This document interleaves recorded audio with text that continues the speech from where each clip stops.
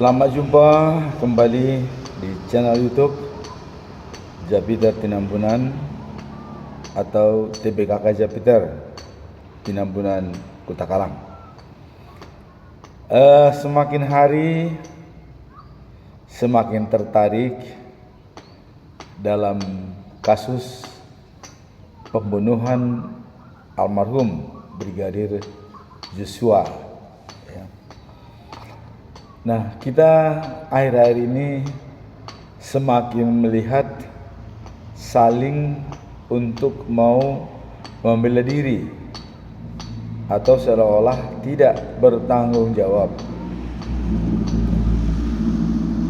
Kita melihat ada seperti pernyataan Ferdy Sambo kepada Richard Eliezer pada saat waktu Eliezer berkata bohong pada tanggal 5 Agustus yang mengatakan Sambo lah yang menembak Joshua seluruhnya. Ini sempat direspon oleh penasihat hukum Ferdy Sambo dan juga Pak Ferdy Sambo bahwa gara-gara itulah Ferdy Sambo ditahan atau diangkut kepada Makobrimob ya, atau menjadi tersangka. Nah, kemudian ada pernyataan daripada Pak Ferdy Sambo, jangan libatkan istri saya dan juga yang lain-lainnya, mungkin Kuat Maruf, Ricky Rizal ya. Nah, terus itu adalah tanggung jawab kita berdua. Wah, ini makin menarik ini persoalan ini. Kalau kita menelusuri ya dari awal dulu persoalan ini. Pembunuhan Joshua itu karena ulah siapa? Nah, mari kita coba menelusuri ya. Skenario pertama adalah Ibu PC melapor kepada polisi bahwa dirinya diperkosa atau dilecehkan atau pelecehan seksual ya, pelecehan seks di Duren 3.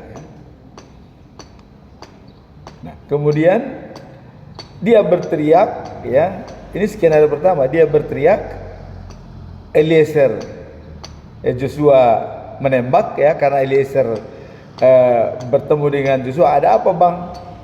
Sehingga Joshua langsung menembak. Kemudian Eliezer menembak dan mati. Itu skenario pertama.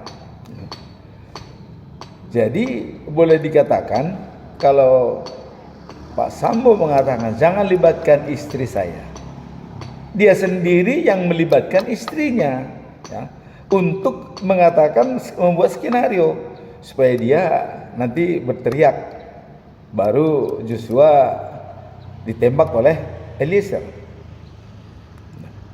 Namun skenario ini semua adalah gagal, artinya tidak bisa dipertanggungjawabkan ya. Karena kenapa? Eliezer tidak kuat lagi menahan kebohongan. Karena pada saat orang sudah mulai terancam dirinya, tidak ada lagi yang melindungi, di situ dia harus berbicara jujur. Nah, ini terjadi pada Eliezer. Sehingga ya tanggal 8 ya Agustus dia sudah mulai mengatakan yang sebenarnya setelah dia di sel. Nah, ini. Jadi kalau Pak Ferdy Sambo mengatakan jangan libatkan istri saya dan juga yang lain-lain, ini sangat keliru. Nah, kemudian kita masuk dalam skenario kedua ya. Skenario kedua ya, peristiwa di Magelang. Saya ini sangat mencermati peristiwa di Magelang. Yang pertama adalah Kuat Maruf. Mengapa Kuat Maruf mengejar Joshua pakai pisau? Kalau sudah mengejar orang pakai pisau, itu bisa dikatakan rencana untuk membunuh, karena pisau dapat membunuh, kecuali kalau kayu atau lain-lain. Tapi kalau pisau itu bisa membunuh, karena banyak orang terbunuh gara-gara pisau, ya.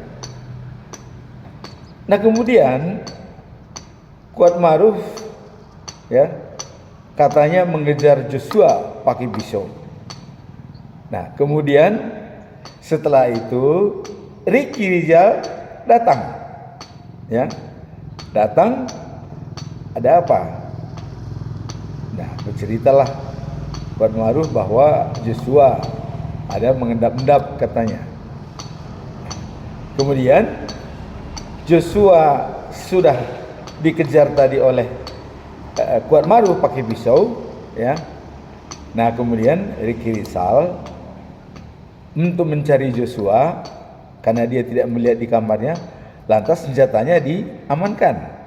Nah ini bisa masuk akal karena si Kuatmaruf sudah mau membunuh Joshua, ya, pakai pisau mengejar-ngejar, ya.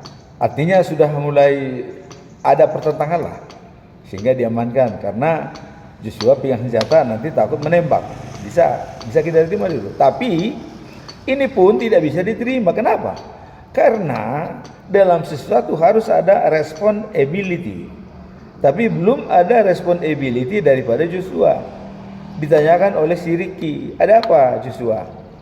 Nah, sedangkan setelah Ricky ketemu dengan Joshua hanya mengatakan, nggak tahu tuh, kok Kuatmaruf marah-marah ke saya. Nah, kemudian, ya, yang paling lucu dalam persoalan ini, kita pernah mendengar Kuatmaruf mengatakan, jangan ada duri dalam daging. Apa maksudnya Kuatmaruf? Ya. Yang berhak mengatakan itu adalah Ferdy Sambo, bukan Kuatmaruf. Karena PC adalah istrinya Pak Sambo. Kenapa Kuatmaruf mengatakan jangan ada duri dalam daging? Saudara ya, duri dalam daging. Nah, sehingga Kuatmaruf malah menganjurkan, telepon aja Bapak, ya, telepon Pak Ferdy Sambo, bahwa ada mungkin bla-bla atau pelecehan, kita tidak tahu teleponnya itu apa, tapi dengar katanya ada pelecehan. Saya dilecehkan Joshua sampai dibanting-banting 3 kali katanya. Sekarang di sana ada Susi, ya, yang mungkin dekat dengan PC. Ada Kuatmaruf juga melihat. Nah, pertanyaan saya sekarang, mengapa Kuatmaruf dan PC berkolaborasi melaporkan kepada Ferdy Sambo? Ada apa? Nah, sedangkan Joshua mengatakan kepada Ricky, nggak tahu tuh Pak, kok Kuatmaruf marah-marah ke saya. Nah, sekarang pertanyaan kita, kenapa Kuatmaruf mengejar pakai pisau? Kemudian Putri Chandrawasih melapor kepada Ferdy Sambo ada pelecehan. Jadi di sini kalau Ferdy Sambo tadi mengatakan jangan libatkan istri saya dan Kuatmaruf. Lah, orang istrinya kok yang melaporkan ke dia ada pelecehan. Kalau seandainya Putri Chandrawasih tidak melaporkan kepada Ferdy Sambo ada pelecehan, tidak akan terjadi. Tidak. Karena biasa-biasa aja. Joshua bahkan menangani keuangan mereka. Tapi karena laporan Putri Sambo lah, ya, karena Putri Chandrawasih lah, ya, istrinya Pak Sambo, mengatakan dilecehkan, sehingga terjadi pembunuhan, perencanaan.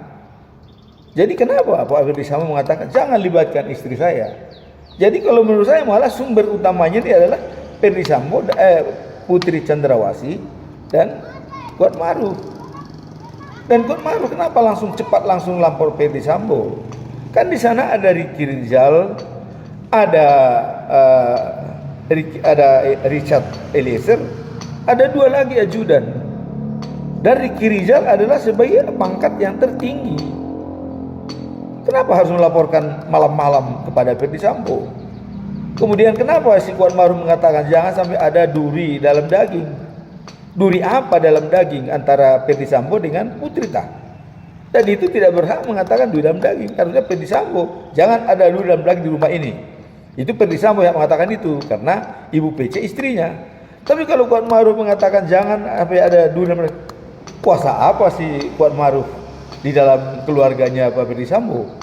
Ya, kok dia berhak bisa mengatakan seperti itu? Nah, sehingga Pak Ferdy Sambo janganlah mengatakan jangan libatkan istri saya, jangan libatkan Kuat Maruf, jangan libatkan lain. Justru ya, karena istrinya Anda lah semua persoalan ini menjadi seperti ini ya. Skenario pertama itu juga di Duren 3 ya, pelecehan seksual. Itu tidak laku, dibaliklah skenario kedua. Maksud meringankan, tapi ini justru memberatkan. Karena kalau ada pelecehan di Magelang, Mas Ricky Rizal, Richard Eliezer ya tidak bisa menangani. Harusnya Ferdy Sambo langsung menanyakan kepada Ricky, ada apa? Itu ibumu tuh dilecehkan sama Joshua. Coba tanya dulu Joshua. Bila perlu lapor dulu kepada Propam di sana, ya supaya diperiksa. Dan juga Joshua pun sudah mengatakan malam itu kepada pacarnya, aduh saya kayaknya mau dibunuh. Nah itu karena ancaman daripada Kuat Maruf ya, kalau naik ke atas dibunuh katanya. Coba sekarang pertanyaan saya, ada apa Kuat Maruf dengan PC terhadap Joshua ya? Jadi kalau saya melihat nih kepada hakim harus jeli melihat kekompakan daripada Kuat Maruf dan PC melaporkan kepada Ferdy Sambo, mendeskripsikan Joshua. Kemudian, nah dalam mobil pun kita lihat ya, nah, dalam mobil dari Magelang itu Kuat Maruf sebagai supir, ya, Richard Eliezer di sampingnya, Tuan Putri di belakang. Nah, sedangkan Joshua bersama Ricky, ya. Nah, si Joshua dari Magelang itu masih tanda tanya besar kepada dia. Ada apa ini?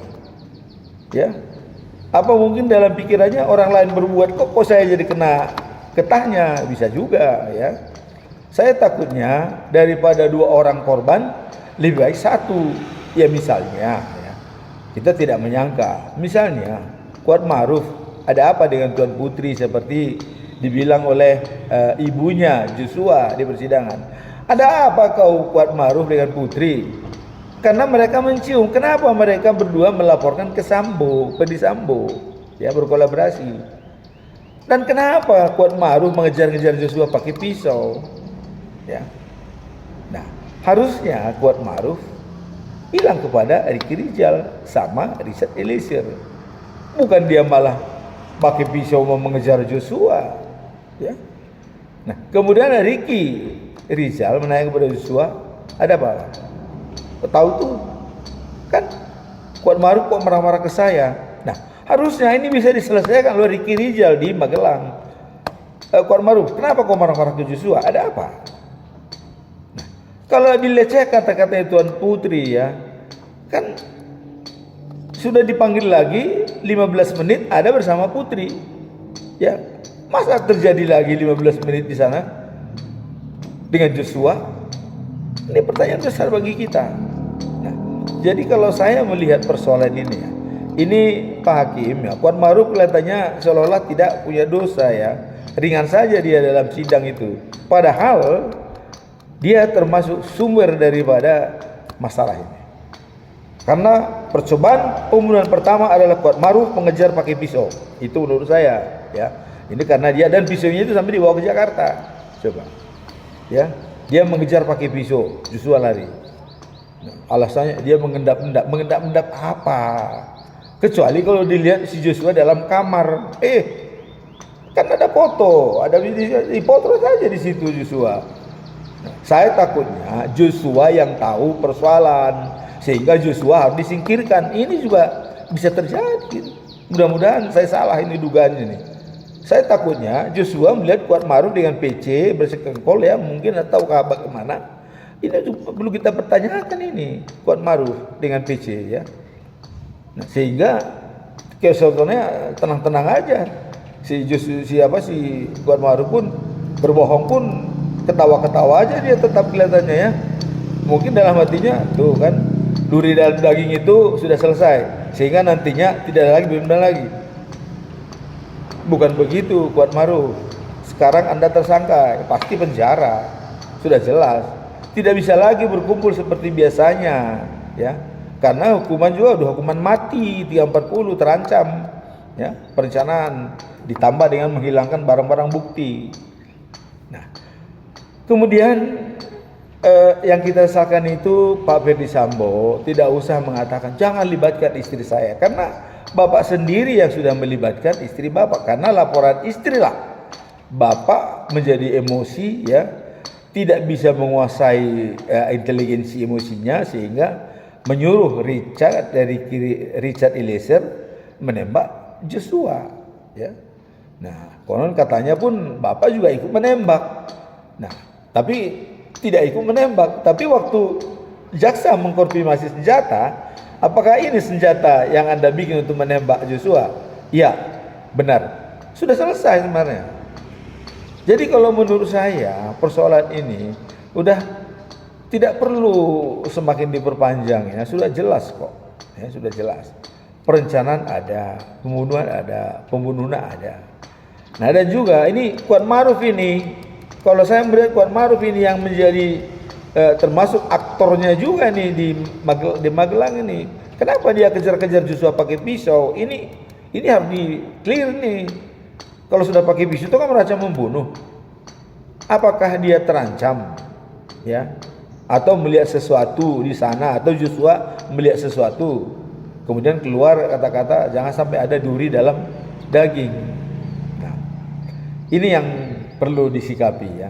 Jadi kita melihat persoalan ini kadang-kadang malah dipersoalkan tidak pakai sarung tangan atau pakai sarung tangan. Bagi saya pakai sarung tangan atau tidak pakai sarung tangan tidak perlu dipersoalkan. Kok Joshua sudah mati kok ditembak, ya? Ditembak dengan peluru. Nah, sedangkan saksi ahli yang melihat autopsi, ya, kematian Joshua akibat tembakan di dada, ya, dan di kepala. Nah, sedangkan tembakan di kepala itu, ya, tidak mungkin Richard Eliezer, karena Richard Eliezer menembak itu waktu Joshua menunduk dan mengatakan ada apa, ya. Nah, kemudian Pak Ferdi Sambo mengumpulkan semua buah, nanti klarifikasi dengan Joshua, ya. Kalau dia melawan, tembak. Tawaran kepada Ricky Rizal, saya tidak kuat, Pak. Tawaran kedua diberikan kepada Richard Eliezer, ya. Nah, Ricky Rizal sebenarnya kenapa Ricky Rizal itu semakin ikut dalam perencanaan itu? Kalau dia memberitahukan kepada Joshua, Jos, saya disuruh nembak. Kau juga dipanggil oleh Bapak, mungkin kau disuruh nembak. Kalau berani enggak? Kalau kau berani bilang itu terang aja, ya. Tidak berani. Supaya pembunuhan tidak terjadi. Nah, ini Ricky Richard, ya, harus mengatakan kepada Joshua, Ricky Richard, ya, Ricky Richard dan Richard Eliezer, ya. Nah, Ricky Richard waktu dia ditawarin oleh Ferdi Sambo untuk membunuh Joshua, menembak Joshua kalau melawan, ya. Nah, jadi apa jawaban daripada Ricky Richard? Saya tidak kuat mental. Nah, karena dia ada istri. Memang dalam 4 anugerah manusia kita harus ingat istri dan anak, ya. Kalau saya tembak nanti saya ada apa? Nah kemudian Ferdi Sambo memerintahkan Ricky Rizal, ya, untuk memanggil Richard Eliezer. Nah, sebenarnya kalau seandainya Ricky Rizal menyampaikan kepada Richard Eliezer, Cat, kamu dipanggil Bapak. Nah, dia tanya ada apa? Sudah, pergi aja. Kalau seandainya dijawab, Richard, saya disuruh Perdi untuk menembak Joshua kalau dia melawan, karena dia mau klarifikasi. Kalau itu disampaikan pada Richard akan berpikir 10 kali. Oh, kalau gitu saya juga nggak mau. Mungkin nggak datang si Richard, dipanggil ke atas, suruh nembak, nggak mau. Nah, tapi karena tidak diberitahu, nah, Ricky Richard langsung ditawarin di atas. Nah, jadi memang antara atasan dengan bawahan, karena Richard Eliezer ini pangkatnya barada ya, Sambo itu irjen ya, pangkatnya itu antara bumi dan langit, bedanya jauh sekali. Nah, sehingga si Richard mau melakukan perintah, dan itu pun dia mau karena ada jaminan kalau kau tembak dia kau aman ya, karena nanti kita bikin skenarionya begini, bla bla bla bla bla. Jadi sebenarnya ya, sebelum menembak Joshua sudah dibuatkan skenario. Cuma skenario-nya gagal total. Nah, begitu gagal total skenario, Ricky Richard merasa terancam. Nah, ini kalau skenario masih bisa dipertahankan, mungkin Ricky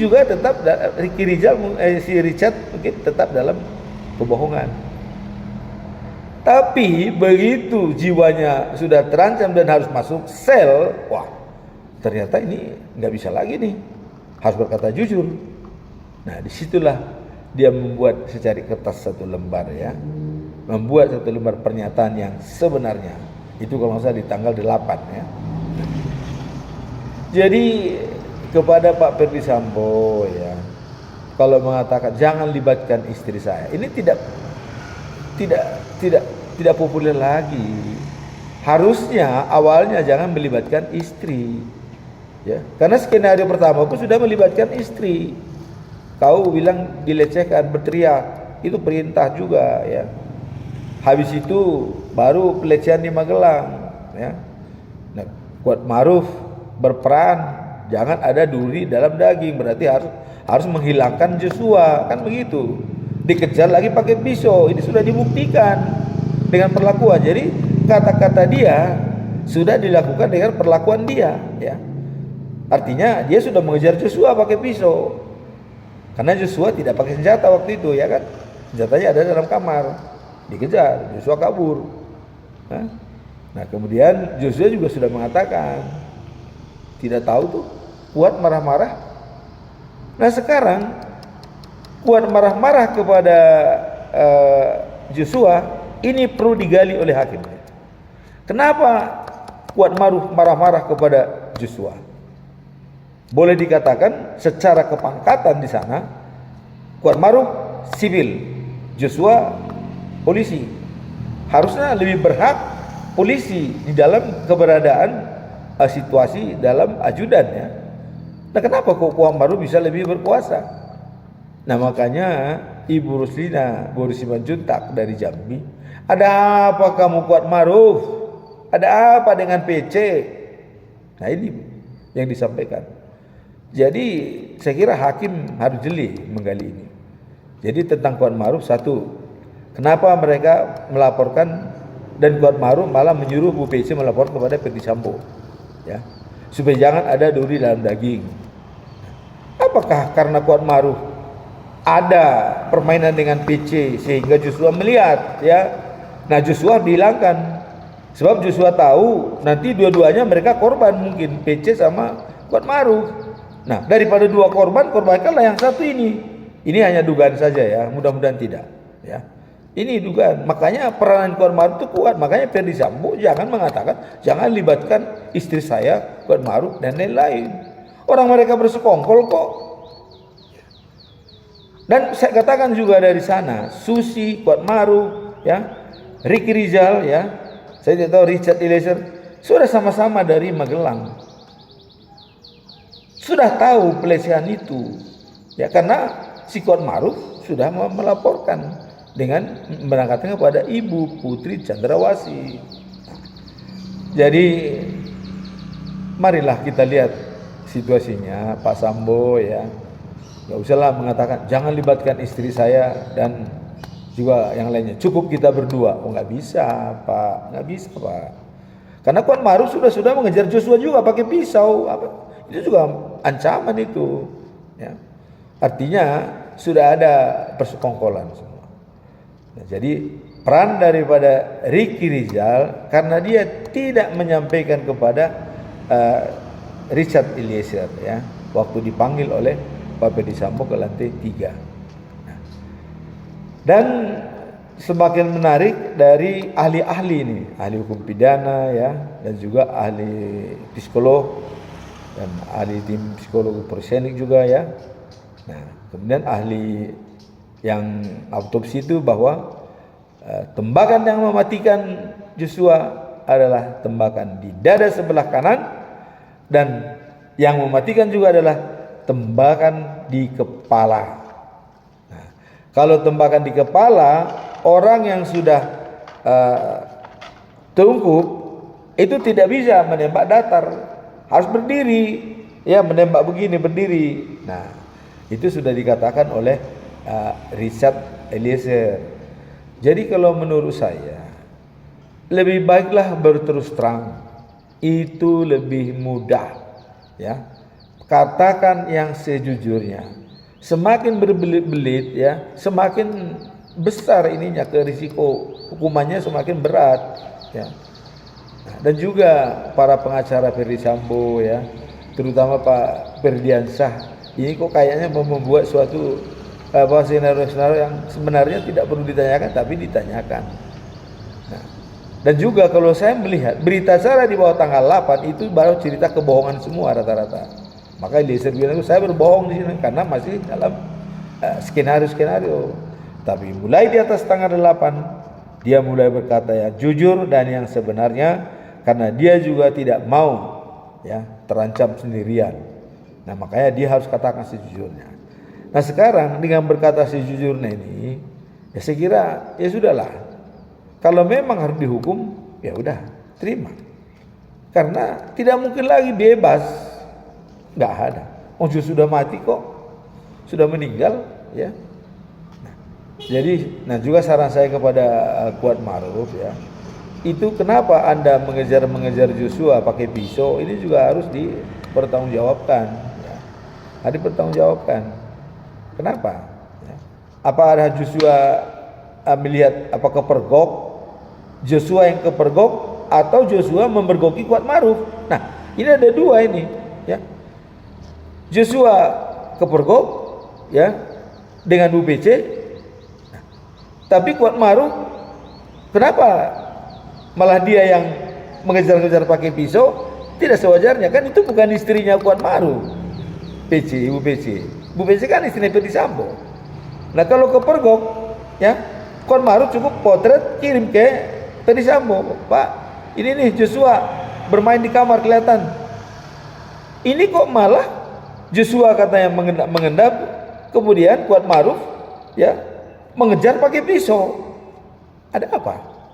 Nah, kemudian Bu PC juga mengatakan saya dibanting 3 kali kalau nggak salah ya katanya. Kemudian pelecehan seksual kok tidak divisum? Ya, tidak divisum. Ini makanya dia bilang ahli kriminologi itu harusnya Ferdy Sambo sebagai jenderal sudah irjen ya, harus divisum, harus teli. Tapi semua itu ya sudah terjadi ya. Kalau saya melihat peristiwa ini bukan karena pelecehan Joshua meninggal. Ada apa di balik meninggalnya Joshua ya. Kemudian rekening dia berpindah tangan kepada Ricky Rizal. Nah, ini juga berat ini kepada Ricky Rizal ya. Apakah itu uang titipan daripada Bu PC kepada Joshua atau Ferdy Sambo? Tapi pada kenyataannya Ricky Rizal yang mengambil uang, orangnya sudah meninggal. Layak tidak? Sekarang berkata jujurlah ya Ricky, udah katakan aja sejujurnya. Dari sini pun sudah jelas kok ya. Mengambil uang yang sudah meninggal, ada apa? Ya. Nah, harusnya dia biarkan, jangan dibuat lagi perkara. Itu kan jadi tambah rumit ya. Uang yang meninggal diambil. Berarti dia juga menginginkan kematian Joshua supaya uangnya dapat, kan begitu? Ya, ini dalam logikanya nih. Berarti Ricky Rizal juga menginginkan kematian Joshua supaya uangnya bisa berpindah ke dia. Nah, terserah itu uang siapa, apakah uang Putri Chandrawasih atau uang Ferdy Sambo. Tapi ada niat daripada Ricky Rizal, Joshua terbunuh supaya uangnya bisa diambil. Wah, itu makin dalam. Jadi Ferdy Sambo jangan mengatakan jangan libatkan istri saya, jangan libatkan Ricky Rizal, jangan libatkan Puan Maharani. Kalau menurut saya, ya harus mereka lah yang di Magelang itu kena semua, ya. Pelecehan kepada istri seorang jenderal, dikawal oleh ajudan Bribka dan ya, dan brigadir, ya, Ricky Rizal, ya, dikawal oleh Barada, ya, dan juga ada Bayang. Kemudian, ya, koneksi daripada Ferdy Sambo itu banyak. Ya saya aja di Amerika, ya, di waktu itu anak saya di Korea, ya, dia ketinggalan pesawat terkatung-katung. Saya tinggal telepon teman yang di Jakarta, Korea, tolong bantu, dia ada di sana di Korea, dijalankan, beres, naik pesawat kembali, ya. Jadi dimanapun lubang semut pun di dunia ini kita bisa cari, apalagi ini, ya. Ibu Putri ada di Magelang dan juga tenang-tenang saja. Katanya sakit selama ini, trauma. Tapi kok kalau menangkis jawaban yang kurang enak, dia tegar sekali, ya, tegar sekali. Tapi waktu dia dihadapkan dengan sendirian, ya, sebagai saksi, seolah-olah menangislah apalah. Kalau menurut saya memang nggak perlu lagi kita buatkan semacam sandiwara kecil. Sudahlah, katakan sejujurnya. Yes or no, iya atau tidak. Lewat daripada itu adalah kejahatan, ya. Jadi jangan abu-abu, ya. Nah, kalau sudah jelas, hakim pun semakin enak, persidangan pun semakin mulus, dan hukuman pun mungkin tadinya hukuman mati mungkin bisa hukuman seumur hidup, ya. Mungkin seperti itu. Tadinya hukuman 20 tahun mungkin bisa 15 tahun. Hanya meringankan saja sebenarnya kalau berkata jujur. Tapi kalau berbelit-belit, hakim jengkel, jaksa pun jengkel, udah selesai. Nah, jadi kalau Ferdy Sambo mengatakan jangan libatkan istri saya, justru istri bapaklah yang membuat skenario. Skenario pertama melaporkan ke polisi pelecehan di Duren 3 gagal, ya. Skenario kedua melaporkan pelecehan ada di Magelang, tapi tidak ada laporan polisi. Nah, ini kemudian Pak Ferdy Sambo membunuh Joshua, memerintahkan Eliezer gara-gara itu, ya kan? Jadi gara-gara Bu PC sebenarnya Joshua meninggal. Kenapa tidak dilibatkan Ibu PC? Nah, ini tolong Pak Ferdy Sambo sedikit, ya, kita normal lah berpikiran, ya. Jadi kalau Bapak bilang jangan libatkan Ibu PC, salah besar. Cuman kalau Bapak bilang biarlah saya dihukum, ini istri saya dilibatkan, saya jadi hukum mati untuk menjaga anak-anak saya, nah, itu masih lain persoalan, ya, supaya jangan dua-dua keluarganya. Tapi kalau jangan libatkan Ibu Putri, sudah harus dilibatkan. Karena gara-gara Ibu Putri Anda menembak Joshua bersama Eliezer, ya. Nah, jadi tidak ada alasan untuk tidak menembak. Sekarang mengalir sajalah, ya. Nah, jadi akui sajalah terus terang, ya, apa sebenarnya yang terjadi. Tidak perlu berkelit yang lain-lain karena sudah jelas. Nah, soal pakai sarung tangan atau tidak sarung tangan, Joshua tidak bisa hidup lagi, sudah mati. Terlepas pakai sarung tangan tidak ada masalah itu. Itu hanya apa namanya, ya, dan itu pun kata Eliezer kan ada video yang tercecer, ya. Nah, mungkin yang ditampilkan itu hanya waktu datang itu memang dari kantor kan belum pakai sarung tangan. Tapi setelah di rumah dia tuh saguling, sudah ganti pakaian dan mungkin sudah bersiap-siap. Nah, tapi tidak kelihatan dalam CCTV, ya, karena CCTV pun dirusak. Nah, itu kalau tidak dirusak CCTV itu kan terlihat pas pakai sarung tangan. Jadi Richard Eliezer itu benar, ada yang tercecer, ya. Kelihatannya Pak Sambo tidak pakai sarung tangan. Tapi mau pakai sarung tangan atau tidak pakai sarung tangan tidak bisa melepaskan. Jadi tolong penasihat hukum daripada Ferdy Sambo ya, tolonglah ya diberikanlah pengarahan kepada Pak Ferdy Sambo supaya ini sudah terjadi. Katakanlah yang sebenarnya daripada menggali-gali yang tidak ya, lucu-lucu ya. Terus Richard Eliezer sengaja mau dibuat supaya dia berbohong. Ya, Richard sudah bilang selama skenario di atas di bawah tanggal 5 saya masih banyak berbohong. Udah dia akui jujur ya. Cuman karena skenario tidak lagi jalan ya, daripada gue mati sendirian konyol ya, saya bicara sejujurnya. Nah, jadi itulah saran saya ya, bicaralah sejujurnya. Toh sudah terjadi, karena apapun yang terjadi ya, ini tidak bisa kembali lagi. Makanya kata Stephen R. Covey mengatakan, kalau kita sudah masuk dalam suatu persoalan, kita akan sulit keluar dari persoalan tersebut. Nah, Ibu PC sudah masuk dalam persoalan, Kuat Maruf juga sudah masuk dalam persoalan ya. Ricky Rizal juga sudah masuk dalam persoalan ini ya. Baradae juga, Richard Eliezer juga sudah masuk dalam persoalan ini ya. Apalagi Ferdy Sambo sebagai aktor intelektual ya di dalam hal situasi ini ya. Kalau Ricky Richard, kenapa dia dipercaya menjadi justice collaboration ya? Karena dia berkata jujur. Karena dialah maka persidangan ini terungkap. Kalau Eliezer tetap memakai skenario yang pertama, ya ini mungkin nggak bisa akan terungkap ya.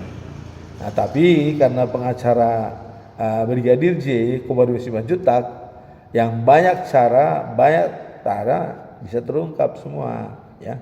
Dan juga waktu Brigadir J almarhum ya Joshua itu mau dibuka batangnya, karena orang Batak itu harus diberikan ulos saput ya, ulos Parsirangon dari tulangnya Simanjuntak, harus dibuka mayatnya. Nah begitu dibuka ada semua kelihatan pembunuhan ya. Nah sekarang sudahlah ya, kalau menurut saya Pak Ferdy Sambo pikirkanlah ya, anak-anak, keluarga dan juga semua yang masih sekolah, masa depan mereka lah. Kalau Pak Ferdy Sambo sekarang sudahlah, ini sudah kenyataan pahit sudah datang ya, sudah terimalah. Sekarang biar anak-anak bapak lah, dan anaknya lagi yang berapa orang semua bisa menjadi teladan lagi nantinya. Jangan sampai begitu. Kalau ini tidak bisa lagi ya, tidak bisa lagi kembali seperti biasa misalnya, ini nggak bisa lagi ya. Ini sudah terjadi kok ya. Dan juga kepada Ibu Putri, berkatalah sejujurnya. Nah, Kuat Maruf juga katakan sejujurnya. Kenapa kau mengejar-kejar Joshua pakai pisau? Itu juga harus jelas ya, supaya semua terbuka ya. Nah jadi kepada hakim, nah maulah ya, kalau saya melihat dan hakim juga sudah mulai kalem ya, sudah tenang. Mungkin karena pengacara Kuat Maruf melaporkan ke Komisi Judisial ya. Nah, saya juga kemarin ketemu dengan Komisi Judisial ya di Keramat Raya ya. Nah, jadi memang benar ya, hakim tetap low profile. Bagaimana supaya semua pembuktian ada. Nah, dan saya yakin jaksa dan hakim ya sudah punya konsep tersendiri. Karena baik dari keterangan ahli, baik dari keterangan saksi-saksi, semuanya sudah terbuka terang benderang ya. Nah sekarang pesan, kalau tetap pengacara Ferdy Sambo dan Putri Candrawasih masih mempertahankan pelecehan-pelecehan, ini sangat fatal. Kenapa sangat fatal? Satu, orang tidak percaya. Nah, kalau orang tidak percaya, terus apa yang mau kita jual? Itu tidak laku lagi. Sudah aja lah, hilangkan. Kalau dan itu pun tidak bisa meringankan hukuman, ya, tidak hukuman, malah memberatkan. Dan bahkan karena pelecehan itulah Ferdy Sambo marah. Nah, saya teringat dengan pernyataan Aristoteles, ya. Semua orang bisa marah dan berhak untuk marah. Tapi kata Aristoteles ya, marah tidak boleh dipendam. Kemudian amarah tidak boleh dilampiaskan. Tapi apa yang dikatakan oleh Aristoteles? Kelolalah marah tersebut. Artinya marah kepada orang yang tepat, ya, waktu yang tepat dan tujuan yang tepat, lakukan. Kalau Ferdy Sambo waktu itu marah, ya, marah pada waktu tepat, ya, tujuan yang tepat, lakukan. Kenapa marah? Karena pelecehan. Panggil, kumpulkan semua, ayo sini, ya. Ricky Rizal sebagai pangkat tertinggi, nah, kemudian Baradae sebagai ya pangkat terendah, nah kemudian Joshua di tengah-tengah, kemudian panggil Susi, kumpul semua di sini, ya. Inilah mengelola marah dengan baik. Kemudian kita minta responsibility daripada Joshua. Tolong pertanggungjawabkan Joshua. Kenapa kau melecehkan istri saya? Ada apa? Mungkin Joshua akan bercerita lain, ya kan? Mungkin bukannya malah Joshua nanti yang kena dapat, mungkin bisa aja Putri Chandrawasih dan lain-lain atau Kuat Maruf, ya. Kalau Joshua dikonfirmasi, cuman Ferdy Sambo intelijennya kurang canggih, ya. Saya mengatakan kurang canggih intelijennya, karena dia hanya mengatakan marah dan panik, ya. Kelolalah marah itu dengan baik, ya. Panggil semua, karena marah kepada orang yang tepat, tujuan yang tepat, waktu yang tepat, lakukan.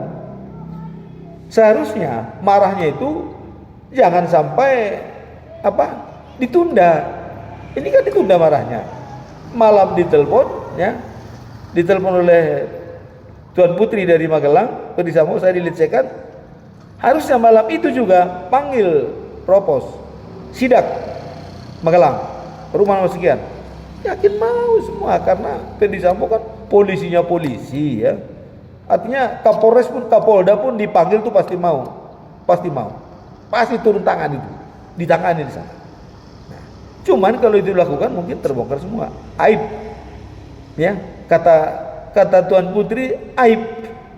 Nah, aib di keluarga itu terbongkar, rahasia. Kemudian ada bilang duri dalam daging. Ini makin aneh. Nah, jadi kalau seandainya dikelola marah itu dengan baik, ya, pada waktu yang tepat dan tujuan yang tepat, beres semua, nggak ada masalah. Coba waktu Joshua ditanya, tapi menurut Eliezer, ya, katanya bahwa itu lehernya ditarik, katanya. Jongkok kau. Oi tembak. Nah, cuman kalau versi Ferdy Sambo ditanya katanya Joshua, seolah-olah menantang saya. Loh, kok menantang? Dia tidak punya senjata, kok menantang? Menantang apa? Nah, terus dia bilang, kalau seandainya dibilang, ada apa komandan? Wajarlah dari ajudan mengatakan kepada pimpinan, ada apa komandan? Kan komandannya kan Ferdy Sambo. Nah, kamu lecehkan Tuan Putri di Magelang, tolong bertanggungjawabkan. Bagaimana kalau enggak ditembak kamu? Loh, siapa bilang? Pasti Joshua bilang, siapa bilang? Saya tidak kok, justru saya melihat begini. Saya dikejar pakai pisau, pasti dikatakan Joshua seperti itu, ya.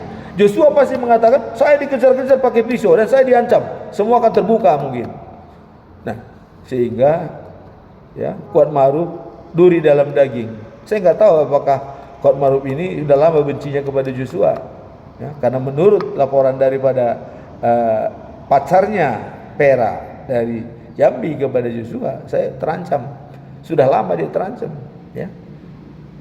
Jadi juga si Kuat Maruf jangan sampai ada duri dalam daging. Daging siapa? Dagingnya Ferdy Sambo kok? Kenapa Kuat Maruf mengatakan? Emang Kuat Maruf punya keluarga Ferdy Sambo? Bukan. Yang mengatakan itu, yang boleh mengatakan seperti itu adalah Ferdy Sambo. Jangan sampai ada duri dalam daging di rumah ini. Itu Sambo yang bisa mengatakan, bukan Kuat Maruf. kenapa Kuat Ma'ruf mengatakan seperti itu? Ada apa? Nah, ini perlu kita pertanyakan ya. Ini perlu kita pertanyakan. Nah, jadi kalau seandainya sesuai dengan pesan Aristoteles ya, memang amarah tidak boleh dipendam. Ya. Karena dipendam itu menjadi kurang baik, tidak boleh dilampiaskan. Nah, tapi Ferdy Sambo amarahnya masih bisa ditunda, gitu loh. Ditunda, bisa badminton, ya, bisa pergi dulu. Harusnya malam itu langsung direspon. Atau oke, besok kalian semua datang. Perintah kepada Ricky Rizal, besok setelah sampai di Duren 3 atau di Saguling, tolong menghadap saya. Soal PC, soal antigen itu belakangan. Main badminton itu belakangan. Ini dulu. Ini pelecehan. Saya sangat marah. Baru namanya itu sesuai marah kepada orang yang tepat, tujuan yang tepat dan waktu yang tepat, lakukan saja. Gak ada masalah. Semua bisa marah kok. Ya. Nah, cuman marahnya ini kan gak beralasan. Ya, marahnya mengklarifikasi asal membunuh. Tanpa meminta pertanggungjawaban Joshua ditembak mati. Jadi inilah yang masuk dalam kategori memang ada perencanaan. Pasal 340 KUHP. Ya. Harusnya minta dulu pertanggungjawaban dari Joshua. Kalau memang itu benar-benar, disel aja langsung. Kan ada sel Brimob itu. Bisa pukulin di sana, ya. Jangan habisin nyawanya, ya. Bisa sampai babak belur itu di sel. Bisa kok. Kalau benar Putri Chandra dilecehkan, istri yang tercinta, ya. Istri yang tercinta dilecehkan. Panggil Joshua. Terima hukumanmu. Kamu sudah menghina keluarga. Ini malah nangis laporan kepada jenderal. Waduh, saya kalau keluarga kalian begini, selesaikan dengan baik, bukan dibunuh Ferdy Sambo, ya. Selesaikan dengan baik. Jangan lapor nangis kepada orang. Kalau keluarga kalian dilecehkan bagaimana ini begini. Kehormatan martabat saya sudah dihina. Waduh, ini. Nah, cuman ada satu lagi yang tidak tergali di sini, ya. Ada satu lagi. Waktu kesaksian Eliezer, ya. Pada saat Joshua sama Putri Chandrawasih pergi bersama ke Jalan Bangka, ya. Mereka untuk mencari seseorang. Kemudian ketemulah seseorang itu dan bertemulah di Jalan Bangka. Di sana ada Pak Ferdy Sambo, ada ada Putri Chandrawasih, ada Joshua, ya. Dan Ricky Richard itu di luar menunggu. Kata Joshua, jangan masuk. Nah, habis pertemuan dari dalam, keluarlah seorang wanita yang nangis-nangis, kata Richard Eliezer, ya. Nah, dan ini kan rahasianya kan Joshua tahu, ya. Nah, jadi kalau saya melihat, apakah terlampau banyak rahasia diketahui oleh Joshua sehingga dia harus dikorbankan? Nah, ini juga walau-alam, ya. Ya, kita tidak menuduh, tapi kata Bu PC tidak katanya, ya. Dia tidak ada itu katanya yang di Jalan Bangka ada pertemuan, tidak, ya, itu terserah. Tapi yang jelas kematian Joshua adalah karena laporan Bu PC. Ya. Bu PC tidak akan mati kalau Tuan Putri tidak laporan kepada Ferdy Sambo kalau dia dilecehkan. Ini kuncinya. Ya. Jadi sebenarnya kalau kita lihat nih hukuman siapa yang paling berat? Ya. Nah, siapa yang duluan memberikan info yang mengatakan yang sejujurnya, ya, atau berbohong, ya. Jadi Ferdy Sambo marah karena laporan Bu PC. Kalau tidak ada laporan Bu PC, Ferdy Sambo tidak akan marah. Nah, tapi ini pun sebelumnya sudah ada rekayasa, ya. Lebih baik kalau kau mati, katanya kalau kau menembak Richard, ya, nggak ada yang membela kamu, ada yang membela, masih saya bisa bela. Tapi kalau saya yang menembak, tidak ada membela saya, katanya. Makanya biarlah kau yang menembak, gitu kan. Kira-kira begitu katanya kesepakatannya. Dan nanti kita buat skenario, ya. Putri Chandrawasih dilecehkan dan dia berteriak, ya. Kemudian kau dari atas, Joshua keluar, dia menembak, baru kau tembak, dia mati. Nah, itu kan. Jadi Nah, skenario tidak ada lagi, dibuatlah skenario yang kedua tanpa ada bukti dan tanpa ada pelecehan. Ya. Nah, juga kalau Kuat Maruf sebenarnya canggih ilmunya, foto aja waktu itu si Joshua di sana ya. Ya, apalagi kalau kau mengintip atau mengendap-endap atau gimana lah, ada Joshua dengan Tuan Putri Chandrawasih mungkin dalam kamar, bisa dipotret. Ini buktinya, jadi jelas. Orang Joshua aja pun tanda tanya, Joshua, kenapa saya dimarahin oleh Kuat Maruf? Ada apa? Ya kan? Joshua sendiri tidak tahu. Sampai di Jakarta pun dia tahu ada apa komandan. Ya kan? Nah, cuman saya juga tidak tahu ya. Kenapa Joshua tidak minta senjatanya kembali kepada Ricky Rizal? Ya karena kita tidak bisa lagi tanya Joshua, ya kan nggak bisa. Siapa tahu mungkin Joshua aja berkeras supaya Joshua dipegang senjatanya, tapi nggak diperbolehkan mungkin sama Tuan Putri ya, dan juga Ferdy Sambo mungkin ada jangan ya. Coba Joshua tanpa senjata mulai dari Magelang sampai ke Jakarta, kemudian sampai Jakarta langsung dihabisin. Nah ini paling aneh, senjata bisa kembali ke pinggang Joshua. Ini paling lucu ini. Senjata kembali ke pinggang Joshua. Ada apa? Siapa yang mengembalikan itu? Nah kemudian datang Ferdy Sambo, dimasukkan lagi di tangannya, ya. Berarti Ferdy Sambo mengambil Joshua dari pinggang Joshua. Tapi ayat itu semua kita tidak yakin. Yang jelas senjata Joshua sudah diambil dari sejak Magelang. Ya. Nah kemudian diserahkan kepada siapa? Ya kita tidak tahu. Mungkin itu dibikin menembak oleh Ferdy Sambo. Apakah diambil dari pinggang Joshua? Nah, tapi nggak mungkin. Diambil dari pinggang dari orang yang sudah meninggal, nggak mungkin. Atau masih hidup diambil dari pinggangnya, nggak mungkin. Ya. Nah, jadi tolong masalah ini ya. Nah khusus ya saya terus terang, saya sangat prihatin. Saya sebagai orang Batak ya, karena perilaku orang Batak tidak seperti bisa yang disangkakan oleh banyak orang. Karena perkawinan orang Batak kalau berpendidikan itu sangat sakral ya. Joshua berpendidikan, terhormat dan sudah punya pacar dan rencana tahun depan akan menikah.